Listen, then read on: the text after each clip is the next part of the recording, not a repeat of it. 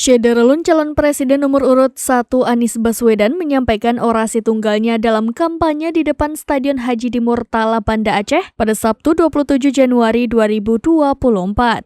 Kedatangan Anies disambut gemuruh salawat dan antusias para pendukung yang telah menunggu sekitar 2 jam di depan Stadion Haji di Murtala, Banda Aceh sejak pagi.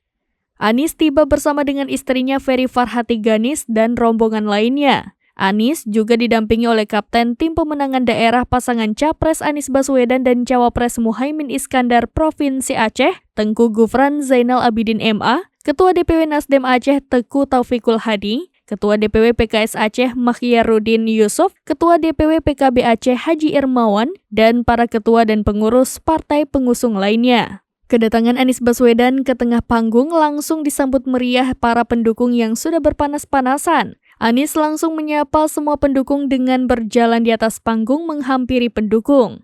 Memulai orasi politiknya, Anies langsung menyentil kondisi Indonesia yang saat ini sedang tidak baik-baik saja. Bahkan Anies mengatakan Aceh sebagai provinsi kaya raya, tapi kondisinya sangat memprihatinkan.